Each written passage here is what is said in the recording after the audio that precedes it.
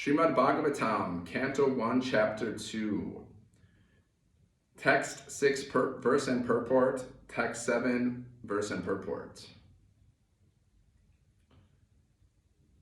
The supreme occupation dharma for all humanity is that by which men can attain to loving devotional service unto the transcendent Lord.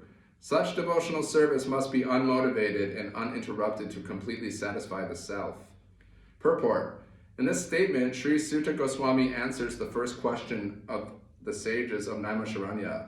The sages asked him to summarize the whole range of revealed scriptures and present the most essential parts so that fallen people or the people in general might easily take it up. The Vedas prescribe two different types of occupation for the human being. One is called the pravritti marg, or the path of sense enjoyment, and the other is called the nivritti marg, or the path of renunciation. The path of enjoyment is inferior, and the path of sacrifice for the supreme cause is superior. The material existence of the living being is a diseased condition of actual life. Actual life is spiritual existence, or Brahma Bhuta existence, where life is eternal, blissful, and full of knowledge. Material existence is temporary, illusory, and full of miseries. There is no happiness at all. There is just the futile attempt to get rid of the miseries, and temporary cessation of misery is falsely called happiness. Therefore, the path of progressive material enjoyment, which is temporary, miserable, and illusory, is inferior. But devotional service to the Supreme Lord, which leads one to eternal, blissful, and all cognizant life, is called the superior quality of occupation. This is sometimes polluted when mixed with the inferior quality. For example, adoption of devotional service for material gain is certainly an obstruction to the progressive path of renunciation. Renunciation or abnegation of ultimate good is certainly a better occupation than enjoyment in the diseased condition of life. Such enjoyment only aggravates the symptoms of disease and increases its duration. Therefore, devotional service to the Lord must be pure in quality, example, without the least desire for material enjoyment.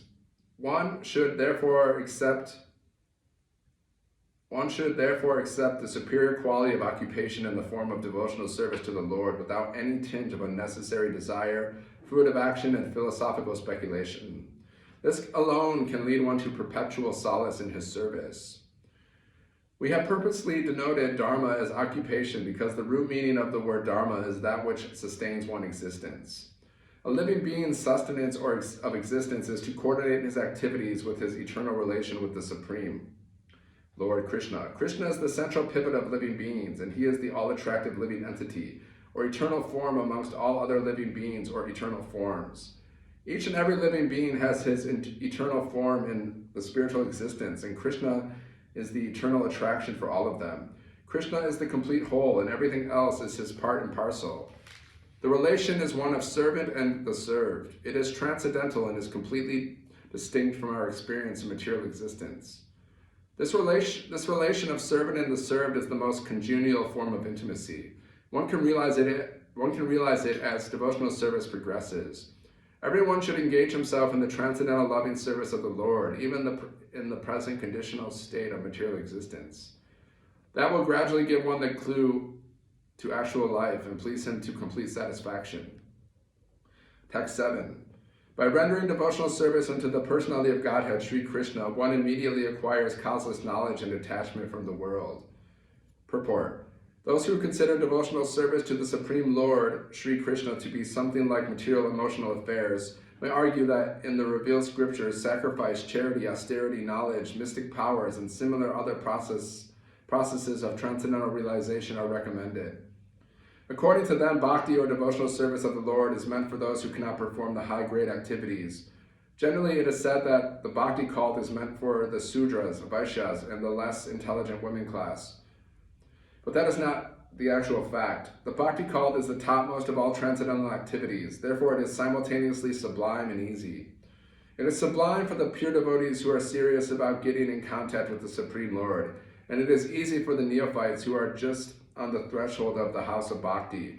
To achieve the contact of the Supreme Personality of Godhead, Sri Krishna, is a great science, and it is open to all living beings, including the Shudras.